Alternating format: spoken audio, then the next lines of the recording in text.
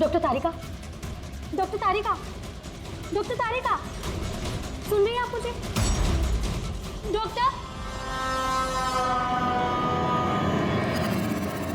Oh my God, इसे भी stroke आया। This is unbelievable. ये हो क्या रहा है? एक के बाद इन सबको स्ट्रोक आ रहा है। समझ में नहीं आता, 3 हट्टे-कट्टे लोगों को एक साथ स्ट्रोक कैसे आ सकता है?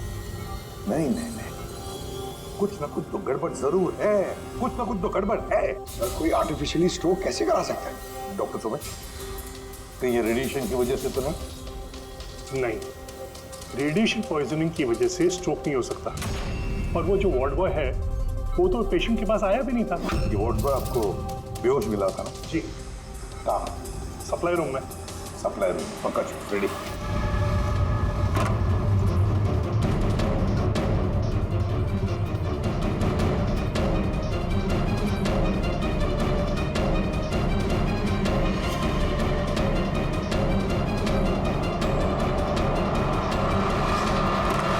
सर, सप्लाई रूम में कुछ नहीं मिला। जो कुछ भी है वो यहीं पे है, जिसकी वजह से ये सब हुआ है। ठीक है, इस कमरे को अच्छी तरह से चेक करो, एक एक कोना छान मारो।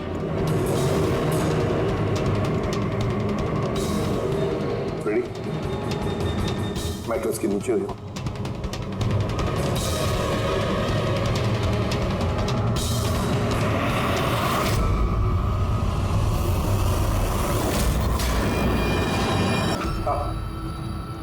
ये डिवाइस मिला है, अजीब सा है।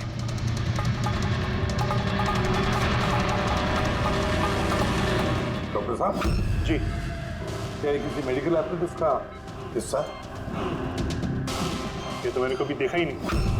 ये हॉस्पिटल का इक्विपमेंट है ही नहीं। तो फिर क्या हो सकता है? क्या मैं इसे देख सकता हूँ? बिल्कुल। ऐसा लग रहा है ये डिवाइस मैंने पहले कहीं देखी है। राइट, स्पेशल फोर्सेस में यूज किया जाता है इस डिवाइस को। If I am not wrong, इसे न्यूरल डिस्ट्रप्टर कहते हैं। न्यूरल डिसरप्टर मतलब? देखिए, हमारा शरीर तभी काम करता है जब दिमाग कोई सिग्नल देता है उस शरीर को काम करने के लिए, जैसे उठना, बैठना, खाना पीना या फिर बातें करना। और ये सिग्नल आता है न्यूरॉन्स के जरिए, और ये डिवाइस दिमाग और शरीर के सिग्नल को कैंसिल कर देता है, डिस्टर्ब कर देता है। और अगर ऐसा होता है तो फिर शरीर दिमाग का इशारा समझ ही नहीं पाता है, जैसे लकवा मार जाता है शरीर को। ऐसा लगता है जैसे स्ट्रोक हो गया, लेकिन दरअसल वो स्ट्रोक होता नहीं, सिर्फ टेम्परेरी इफेक्ट होता है। मयांक, अगर ये डिवाइस हम यहाँ से दूर ले जाएं, तो क्या इसका असर कम हो सकता है? जी बिल्कुल। है ना? रेडी? काम करो, इस डिवाइस को दूर लेकर जाओ और डिस्ट्रॉय करो, नष्ट करो इसे। Yes sir. इसका मतलब है ये तीनों ठीक हो जाएंगे? जी डॉक्टर साहब, बिल्कुल। लेकिन अगर हम लोग यहाँ पर और ज्यादा देर रुकते हैं तो इसका असर हम पर भी हो जाता है। अच्छा, तो इसीलिए इस चीज का असर तारिका और साळुंखे पर हुआ। इसका मतलब है इसका असर वार्ड बॉय पे इसीलिए हुआ था क्योंकि वो 1 घंटा उस कमरे में था जो इस कमरे के बाजू में है। एग्जैक्टली डॉक्टर साहब। अब क्योंकि ये डिवाइस हमने डिस्ट्रॉय कर दी है, तो अब तीनों जल्दी होश में आ जाएंगे। मगर ये डिवाइस यहाँ रखा किसने होगा? उसी आतंकवादी गैंग में से किसी ने। वो गैंग जानती है कि डॉक्टर साळुंखे के पास कोई जरूरी इंफॉर्मेशन है, तो बस उसी लिए ये डिवाइस यहाँ लाकर लगा दिया ताकि साळुंखे की हालत हो जाए। मतलब सर, कोई अंदर वाला ही, क्योंकि बाहर वाला तो अंदर आ ही नहीं सकता। जरूर कोई हॉस्पिटल का स्टाफ है जिन लोगों से मिला है। नहीं एसीपी साहब, ऐसा हो ही नहीं सकता। ऐसा ही हुआ डॉक्टर होमेक, ऐसा ही हुआ है। अब एक बात अच्छी तरह से सुन लो, जब तक वो मुजरिम पकड़ा नहीं जाता, इस हॉस्पिटल से कोई भी, मतलब आप भी, हॉस्पिटल से बाहर नहीं जाएगा। इस पूरे हॉस्पिटल के सारे फ्लोर्स के सीसीटीवी कैमरास के फुटेज अभी के अभी हमें देखने हैं। सर, सभी स्टाफ वालों की लिस्ट देख ली, लेकिन अभी तो कुछ नहीं मिला। मिलेगा फ्रेडी, मिलेगा। अब सीसीटीवी फुटेज देख रहे हैं ना, मिलेगा जरूर, कुछ ना कुछ तो मिलेगा। पूरी पॉज करो। पता नहीं क्यों मुझे ऐसे लग रहा है मैंने देखा है इसे, जाना पहचाना सा चेहरा है। कौन कौन? यस, ये देखो, यही आदमी है वो। ये दया अभिजीत ने जो स्केच बनवाया ना, यही है वो। देखो, विकी का खून करने के बाद जो बॉम्ब वाला ब्रीफकेस लेकर गया था। सर ये नर्स कौन है और ये क्या बात कर रहे हैं आपस में? ये तो मुझे पता नहीं, लेकिन एक बात तो पक्की है कि इस हॉस्पिटल के स्टाफ में से जो भी कोई मुजरिमों के साथ मिला है ना, ये नर्स है वो। सर ये नर्स तो पायल है। ये पायल का है, बुलाइए उसे। सिस्टर, पायल का है, उसे अभी कभी बुला। पायल तो काफी देर से दिखी ही नहीं हॉस्पिटल में। सर, पायल तो हॉस्पिटल में नहीं है। पायल हॉस्पिटल में नहीं है मतलब पायल गायब है। आपको कहा था ना डॉक्टर सुमेश कि इस हॉस्पिटल में से कोई भी हमारे परमिशन के बगैर बाहर नहीं जाएगा। तो फिर ये पायल गई कैसे? तो हमें पता नहीं, हमने उसी वक्त सारे दरवाजे बंद कर दिए थे, कोई बाहर नहीं गया। क्या बात कर रहे हैं आप? ये हॉस्पिटल से बाहर कोई एम्बुलेंस गई थी क्या? एम्बुलेंस? हाँ, एक इमरजेंसी केस था। आधा घंटा पहले एक एम्बुलेंस बाहर गई थी। ये पायल उसी एम्बुलेंस में है। वो जो नर्स है पायल, वो भी थी तुम्हारे साथ एम्बुलेंस में? हाँ साहब, वो बता रही थी कि जिस मरीज को हम लेने जा रहे हैं वो उसका दोस्त है, तो चल पड़ी मेरे साथ। अभी कहाँ है वो? ये कुछ काम है, आ गया उसको बीच में तो उतर गई। सिर्फ हॉस्पिटल से निकलने के लिए एम्बुलेंस का इस्तेमाल किया था उसने। कहाँ उतारा, कहाँ था उसे? ये खातीपुरा जंक्शन पे उतरी साहब। खातीपुरा? Okay, thank you.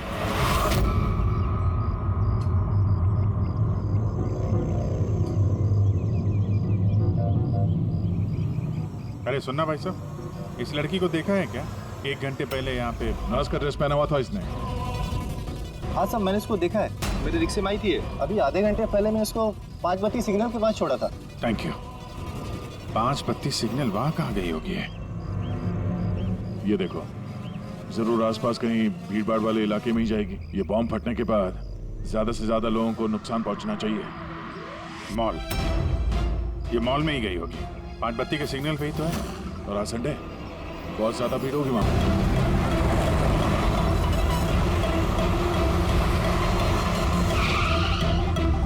पायल यहाँ कहीं बाहर तो दिखाई नहीं दे रही है। कहीं मॉल के अंदर तो नहीं चली गई? मेन गेट से तो वो मॉल के अंदर जा नहीं सकती, सिक्योरिटी चेक में पकड़ी जाएगी वो। बॉम्ब का रेडियस 25 किलोमीटर का है। जरूरी नहीं मॉल के अंदर बॉम्ब रखे, तो हो सकता है उसने ये बॉम्ब मॉल के आसपास कहीं छिपा के रखा। चेक करते हैं।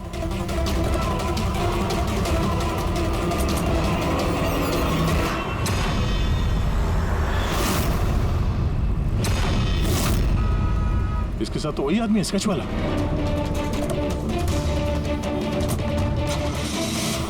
बाहर निकल। ये यहाँ तक पहुँच गए, जल्दी चलो।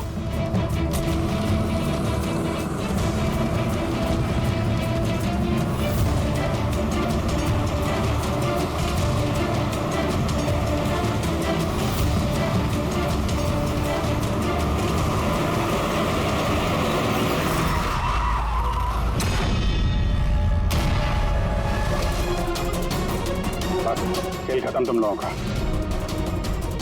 बैग दे। ले लो। और कोई फायदा नहीं है, मैंने बॉम्ब को एक्टिवेट कर दिया है। 1 घंटे में ये शहर भी खत्म हो जाएगा और हम भी मर जाएंगे।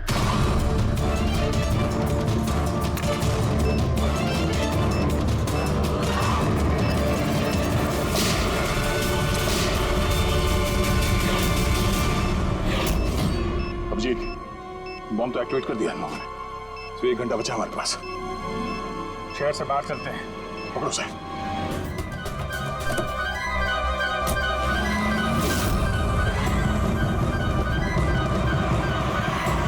आबादी से तो काफी दूर आ गए। इस बॉम्ब का क्या करें?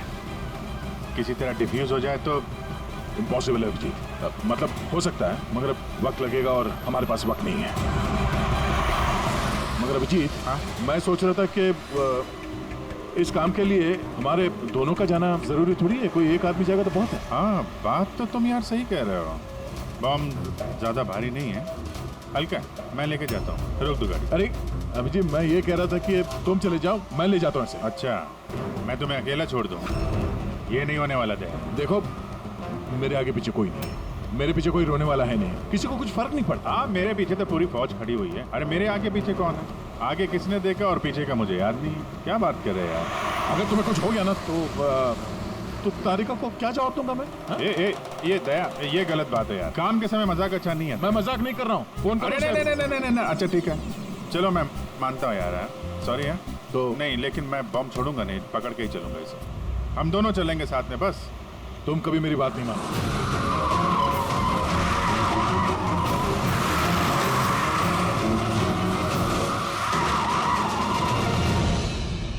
क्या हुआ? लगता है टायर में कुछ प्रॉब्लम है। ये पीछे वाले टायर में से चेक करो। इसी समय होना था ये भी। संभल गए।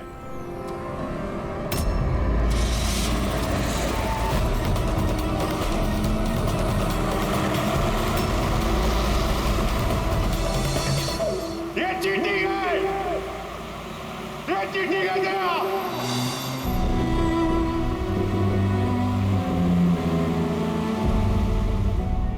ये चीटिंग है।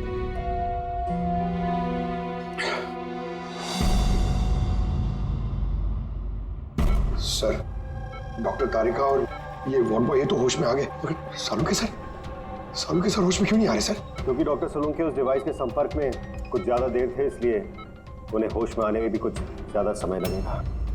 नहीं, जल्दी से जल्दी होश में लाना ही पड़ेगा, क्योंकि सालुके के पास कोई इंपॉर्टेंट इंफॉर्मेशन है और इसीलिए तो ये सब हुआ है।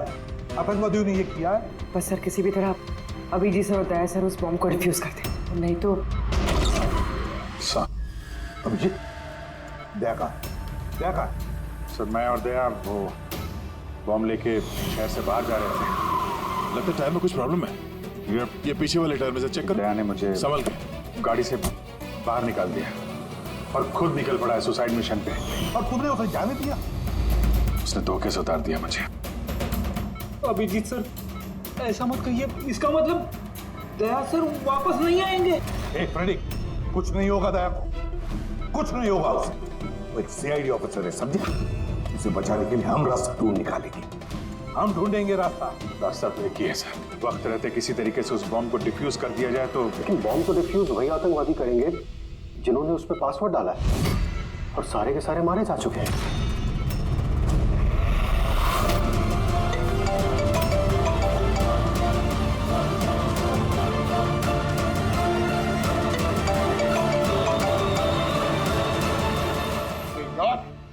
सर, दया सर फोन ही नहीं उठा रहे।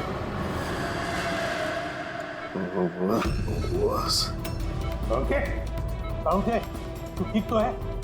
हाँ? Nuclear bomb? क्या जानता है, बता। क्या बताने वाला था तू मुझे? जल्दी बता। पासवर्ड जानता है तू? हाँ। क्या है पासवर्ड? जल्दी बता। Rainbow. Abhijeet sir, password rainbow है।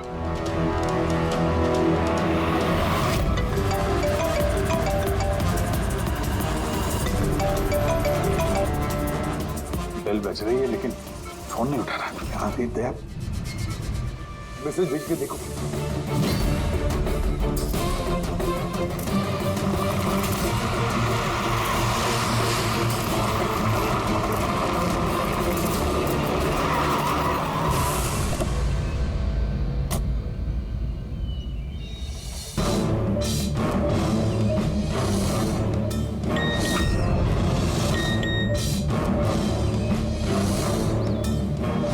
अभिजीत का मैसेज, कोड मिल गया। हाँ अभिजीत, गया, पासवर्ड मिल गया है। पासवर्ड है। एक मिनट।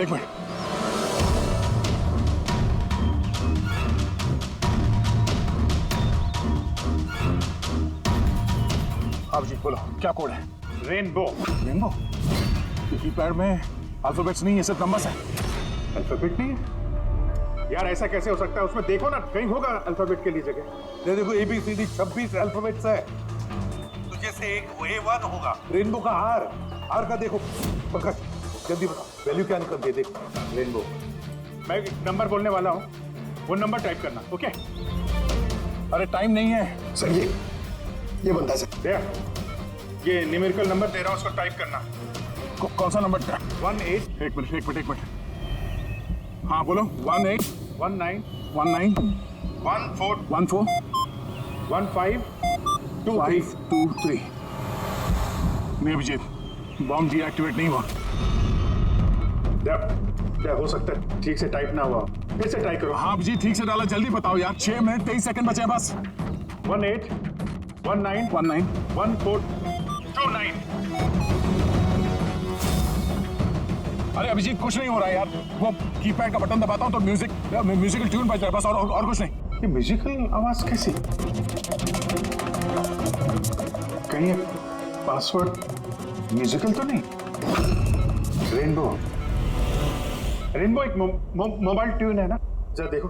हाँ टोन। जल्दी करो यार, टाइम नहीं है। एक सेकंड। ये क्या है?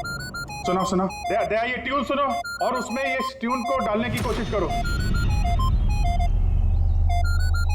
अभिजीत, ये म्यूजिक तो यहाँ ये कीपैड में बज रहा है। ये सुनो, ये 1 2 3 4 5 6 नहीं, ये 5 नंबर तक एक ही म्यूजिक बज रहा है, उसके बाद ये म्यूजिक चेंज होता है। ये सुनो, 6 7 8 9। नहीं दया ध्यान से, 5 तक ट्यून है, उसके बाद ड्रम की आवाज है। 5 तक जो है ना, 1 2 3 4 5, वहां तक जो ट्यून है उसको ट्राई करो। यार मैं कोई म्यूजिशियन हूँ क्या? मुझे कुछ समझ में नहीं आ रहा है ये क्या है, क्या ये ट्यून? यार दया, ऑप्शंस ट्राई करो।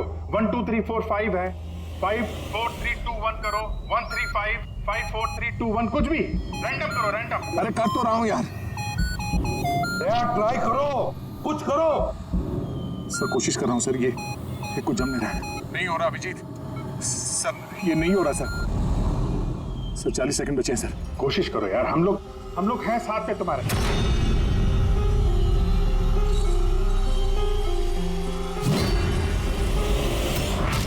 शायद वक्त आ गया यार। कुछ नहीं होगा तुम्हें दया।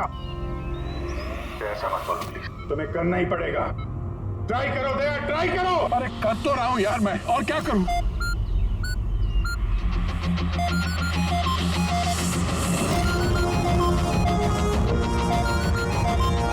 टाइम खत्म हो गया सर।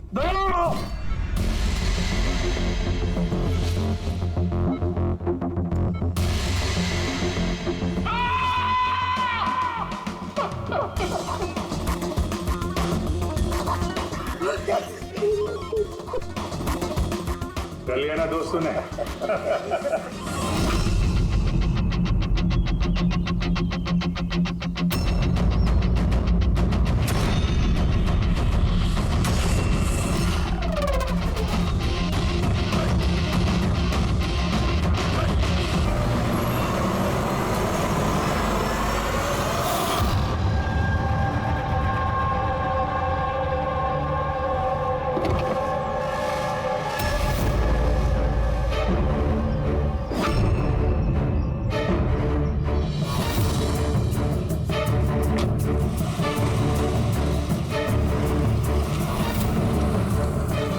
एक गाड़ी चेक करो अच्छे से। गाड़ी रिवर्स ले। अबे पीछे भी गाड़ी है, जल्दी आगे से निकल।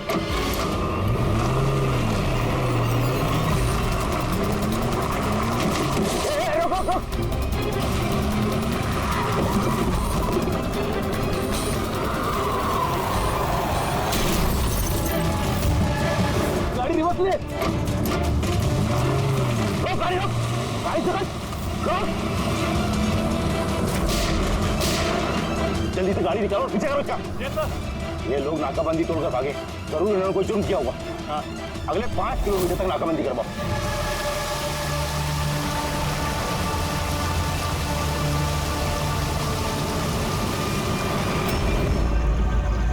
सर, हमारी सभी टीमें सर अच्छी तरह चेक कर चुकी हैं, ना वो कार मिली और ना वो आदमी। वो लोग नाकाबंदी तोड़कर भागे, सड़क खत्म हुई, जंगल शुरू हो जाता, इसका मतलब वो यही कहीं होंगे।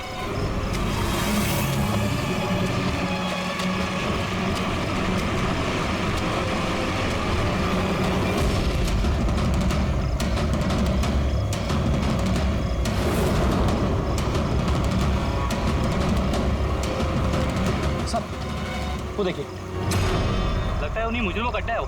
हेलो, सभी साउथ एरिया की तरफ आई।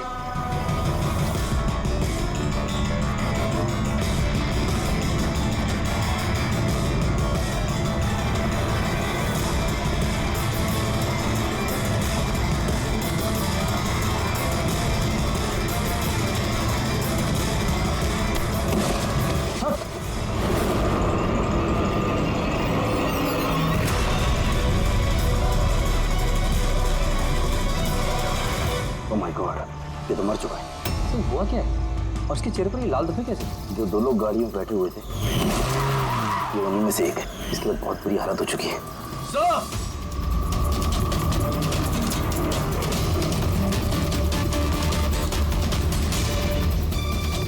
सर ये तो वही आदमी, उस लड़के का पार्टनर। पर ये हुआ क्या है सर? वैसे ही निशान है सर। तुम इसे जल्दी से हॉस्पिटल पहुंचाओ, तब तक मैं सीआईडी को फोन करता हूँ। चलिए। Hello CID.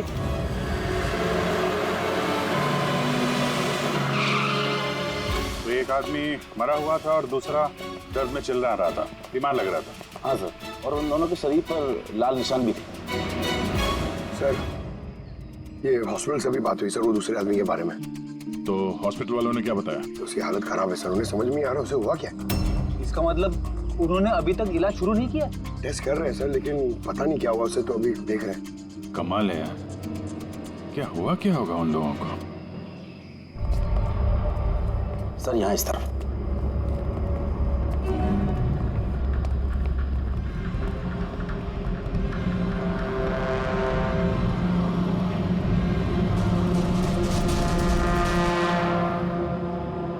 यहाँ तो ऐसा कुछ खास नजर नहीं आ रहा है। तो प्रणव,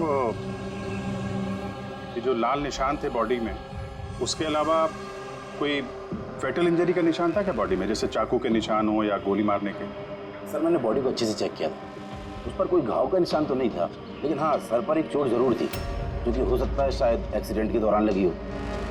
बाकी तो एलर्जी टाइप निशान थे। अच्छा, आप बता रहे थे कि वो लोग नाकाबंदी, पुलिस नाकाबंदी से गाड़ी तोड़ के निकले थे, तो जाहिर सी बात है गाड़ी में ऐसी कोई चीज़ होगी जो वो नहीं चाहते थे कि पुलिस के हाथ लगे। हाँ सर, लेकिन वो कार मिली नहीं, पता नहीं कहाँ छुपाई उन लोगों ने। नाकाबंदी तोड़े तो काफ़ी टाइम हो गया है, कल ये वारदात हुई थी, मतलब उसके बाद ऐसा कुछ भयानक हुआ है जिसकी वजह से एक की मौत हो गई और दूसरा घायल हो गया। वो घायल आदमी कहाँ मिला था आपको? सर यही पीछे की तरफ। इधर देखो। लोगों के पास ना तो मोबाइल फोन मिला और ना ही कोई आईडी। शायद गाड़ी को कहीं आसपास छुपा दिया होगा और फिर यहाँ पे चल के आगे बोले। उन्हें शायद वक्त ही नहीं मिला होगा कार में से वो सामान निकालने के लिए कि वो लोग पुलिस से छुपा रहे थे। एक बार एक कार मिल जाए, आधे से ज्यादा सवालों का जवाब अपने आप मिल जाएगा। दूसरा आदमी हमें घायल हालत में यहाँ पर मिला।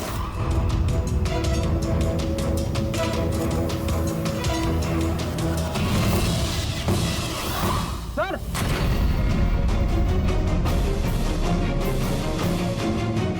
ये देखिए सर, खून से सना हुआ हाथ का निशान। ये देखो, जूतों के निशान भी है। चलो फिर अंदर जंगल में चल के देखते हैं, शायद ये जूते के निशान हमें कार तक ले जाएं। ठीक है प्रणव, तुम और तुम्हारे बाकी के ऑफिसर्स जंगल की दूसरी तरफ तलाशी जारी रखना, हम लोग यहाँ पर देख के आते हैं। जाओ। ये अजीब हालत है इस लाश की। इसके शरीर पर ये जो पहले धब्बे थे ये लाल थे, लेकिन अब सारे के सारे धब्बे अजीब तरीके से काले पड़ गए। इसके खाल भी निकलने लगे। सर इतने अजीब तरह के निशान है इसके शरीर पर, निशान लाल थे फिर काले हो गए। क्या हो सकता है इसे? माय गॉड, इसके सर के बाल देखो कितने कमजोर हो गए, जरा सा हाथ लगाया तो गुच्छा बाहर आ गया। सर ऐसा कभी ना देखा है ना सुना है, बड़ी अजीब बीमारी है इसे। मुझे लगता है ये कोई बीमारी नहीं है, ये कुछ और ही चक्कर है। कुछ और मतलब? कुछ और मतलब तुम एक काम करो, लैब की सारी लाइट्स ऑफ करो, पता लगेगा। ओह गॉड, सर बॉडी चमक रही है। माय गॉड, इसमें से लाइट कैसे आ सकती है? जो सोचा था वो एकदम सही है। क्या? मुझे समझ में आ गया लाइट क्यों चमक रही है। एसीपी को फोन करो, तुरंत हॉस्पिटल में पहुंचे। हॉस्पिटल में जो आदमी एडमिट है उसे भी चेक करना पड़ेगा। बाकी चीजें मैं तुम्हें रास्ते में समझाता हूँ। चल, अरे तुम चल।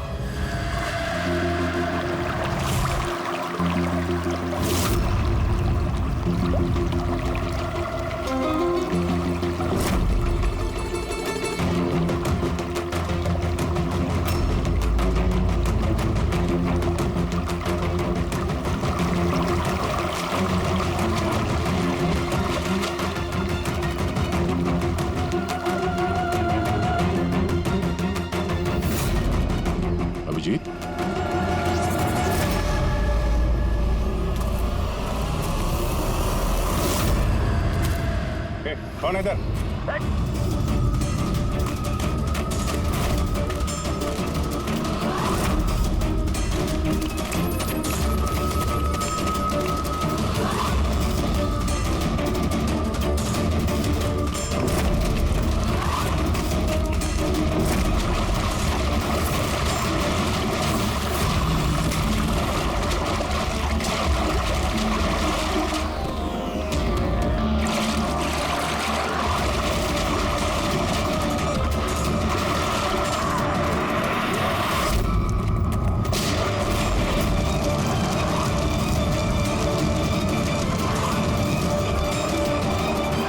डॉक्टर सोलंकी, आपके कहने पर हमने पेशेंट को इस सिक्योर रूम में शिफ्ट कर दिया। Very good. पर बात क्या है?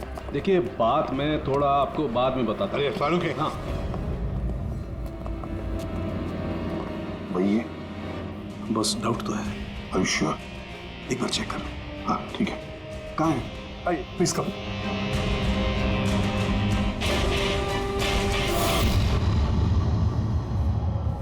बस मैं जरा अंदर जाके चेक कर। यार मगर नहीं, मेरे पास प्रोटेक्टिव सूट है। ठीक है।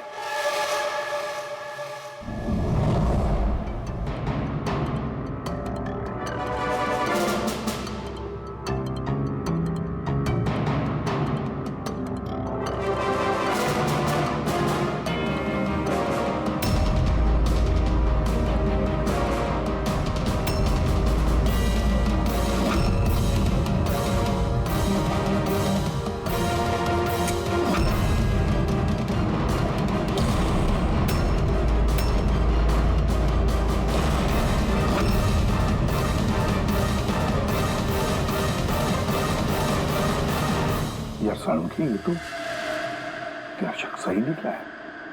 देखिए, जो भी नर्स और वार्ड बॉय इस पेशेंट के ज्यादा संपर्क में आए हैं, पहले उनको बुलाइए। उनका इलाज करना बहुत जरूरी है। प्रिकॉशन। तुरंत इलाज करना पड़ेगा, पर इलाज किस चीज का शुरू करना पड़ेगा?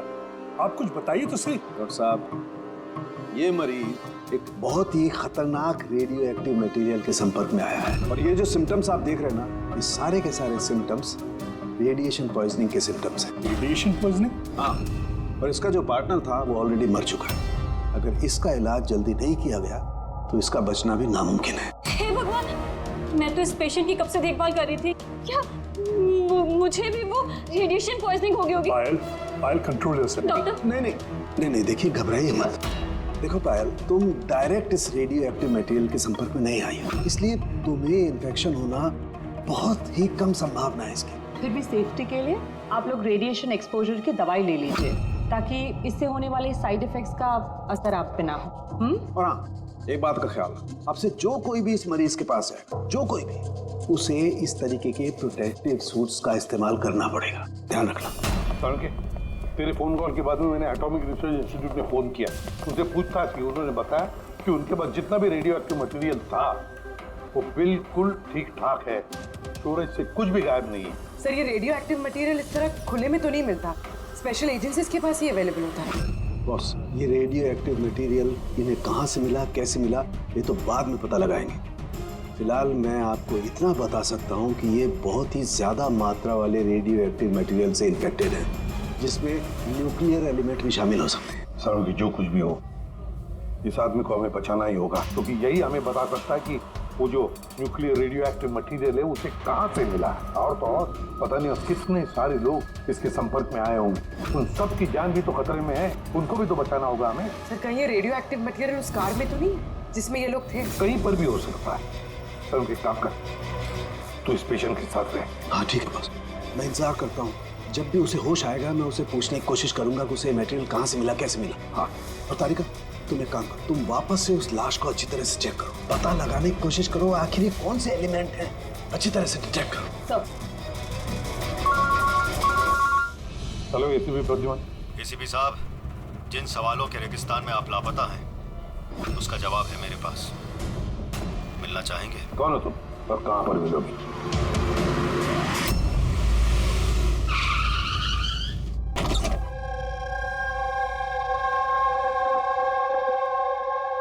G14 Rukmini apartments.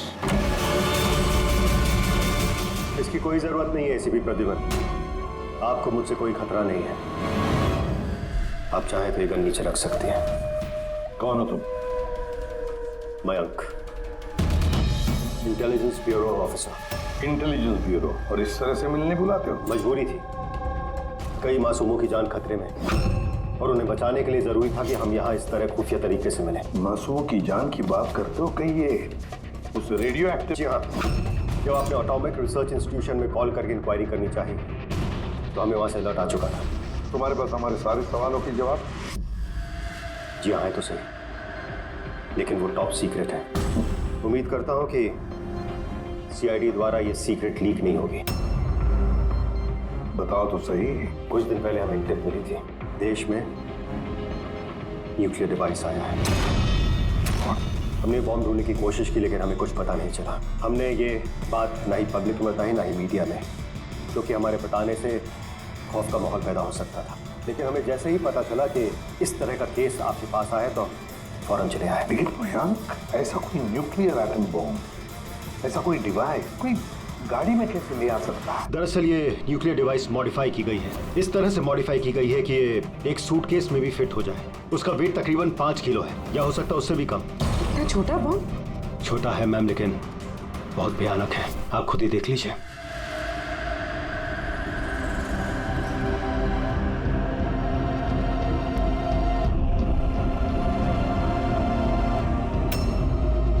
अगर ये ब्लास्ट हो गया सर, तो 25 किलोमीटर के रेडियस में सिर्फ और सिर्फ तबाही होगी।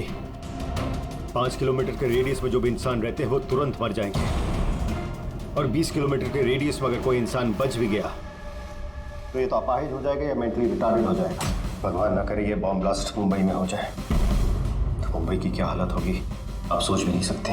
मयंक, जब तक हम लोग हैं, जब तक ये सीआईडी है, तब तक इस शहर को कोई कुछ नहीं कर सकता, ना हम कुछ होने देंगे। इस न्यूक्लियर बॉम्ब को हम ढूंढ निकालेंगे।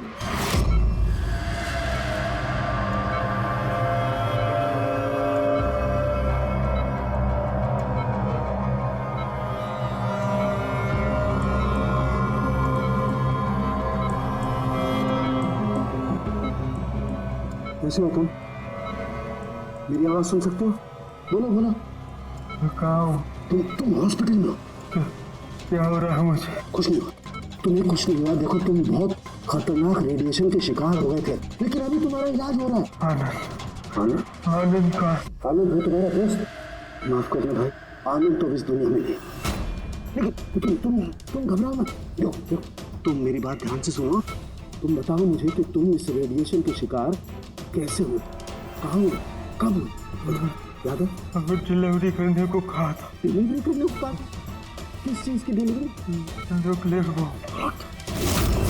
Nuclear bomb? हेलो इंस्पेक्टर, देखिए आप एसीपी प्रद्युमन को तुरंत मैसेज दीजिए, उनसे बोलिए डॉक्टर चालू के लिए बुलाए। अब अच्छा, एक बात बताओ, तुमने न्यूक्लियर बॉम्ब की डिलीवरी कर दी या अभी वहीं पर है? कहाँ है ये न्यूक्लियर बॉम्ब? कहाँ है? नहीं, देखो बताना चाहिए, बहुत सारी जिंदगियों का सवाल है ना। वो मुझे मार डालेंगे। नहीं, घबरा मत, सीआईडी टीम तुम्हारे साथ है, तुम चिंता मत करो, कोई कुछ नहीं कहेगा।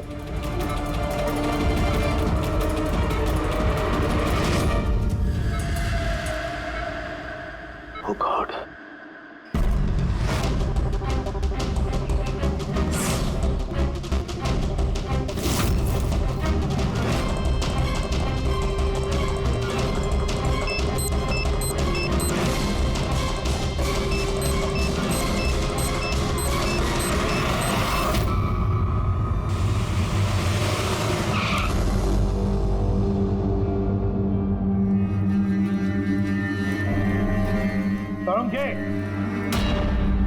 हो गया क्या?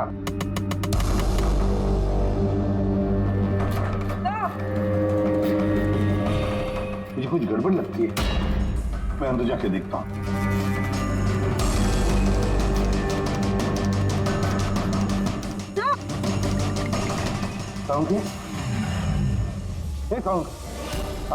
क्या हुआ सर?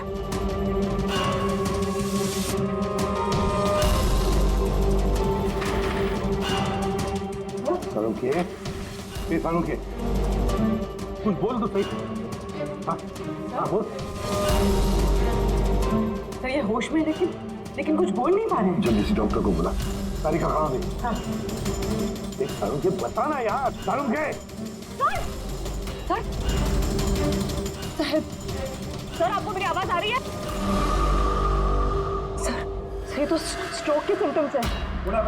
डॉक्टर सोमेश, डॉक्टर सारुण क्या सफर्ड स्ट्रोक।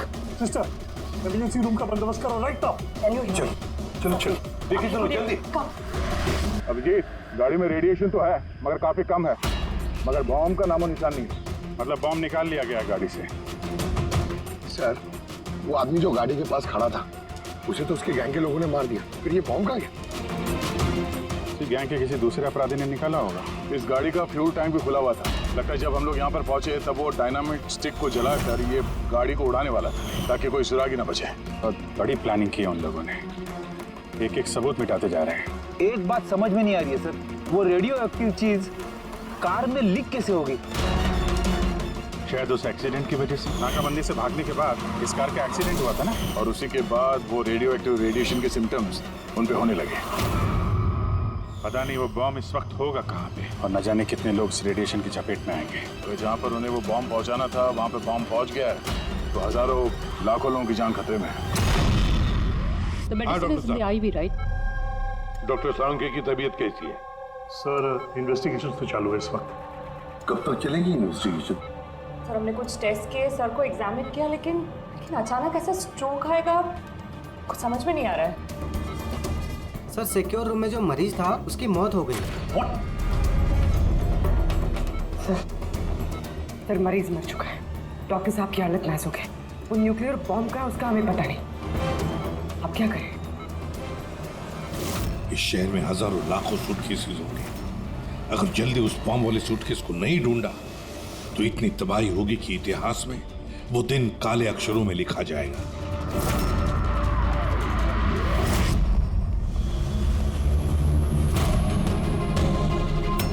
कैसी तबीयत है साहब के साथ? क्या कोई खास सुधार नहीं है। तारिका तो बैठी है उसके साथ। समझ में नहीं आता किसने मुझे इतना अर्जेंटली बुलाया या क्या बताने वाला। बस मैं यहाँ पहुंचा हूँ, ये हाल हो गया। अब तो मरीज भी मारा गया, डॉक्टर साहब को ये स्ट्रोक आ गया। क्या ये संयोग है सर? सारुण के साहब को स्ट्रोक आया ठीक उसके पहले जब वो हमें कुछ बताने वाले थे। सहयोग ही होगा जी। डॉक्टर साहब को स्ट्रोक आया, किसी ने हमला तो नहीं किया उन पे? हाँ सर, और उस मरीज की हालत तो वैसे भी नाजुक थी, डॉक्टर्स जवाब दे चुके थे। नहीं, कोई संयोग नहीं हो सकता।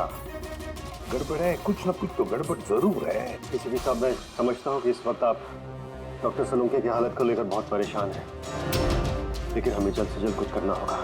अगर ये बॉम्ब ब्लास्ट हो गया तो लाखों लोगों की जान खतरे में होगी। और हमारे वहाँ कार तक पहुँचने से पहले आतंकवादी बॉम्ब लेके चला गया सर। और कोई और रास्ता ढूंढना होगा।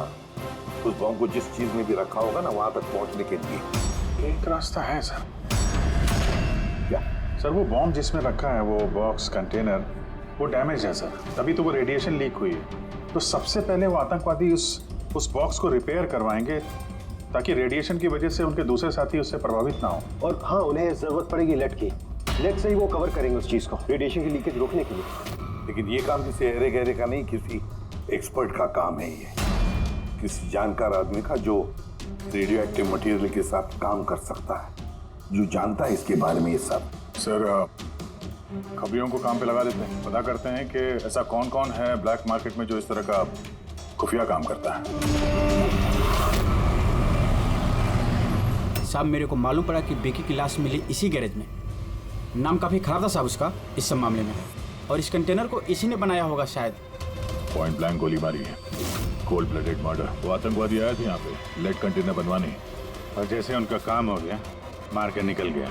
दिन दहाड़े एक आदमी का खून हो जाता है, ऐसे कैसे हो सकता है कि किसी ने देखा ना हो, कुछ सुना ना हो? खून होते हुए तो किसी ने नहीं देखा, लेकिन एक गवाह है जिसने सबसे पहले लाश को देखा। तो बुलाइए उसको। जतिन, ये सीआईडी ऑफिसर हैं। जब तुमने ये लाश देखी तो क्या दुकान के आसपास किसी और आदमी को भी देखा था क्या? हाँ साहब, दुकान से बाहर आते हुए एक आदमी को देखा था। उस वक्त मैं सड़क के उस पार था। उस आदमी के जाने के 5 मिनट बाद जब मैं वापस आया तो देखा कि विक्की की लाश यहाँ पड़ी हुई थी। उस आदमी के हाथ में कोई सूटकेस वगैरह था क्या? हाँ साहब था ना, आपको कैसे मालूम? जरूर उसी ने खून किया है। इसका पुलिया याद है तुम्हें? हाँ साहब। स्केच बनवा सकते हो? जी सर। गुड। पवन, पवन, इससे क्या हुआ? पवन उठो। नर्स, नर्स मैं डॉक्टर को बुलाओ जल्दी। पता नहीं इसे क्या हो गया। प्लीज। Doctor, doctor. क्या हुआ? डॉक्टर साहब देखिए, पता नहीं इससे क्या हो गया।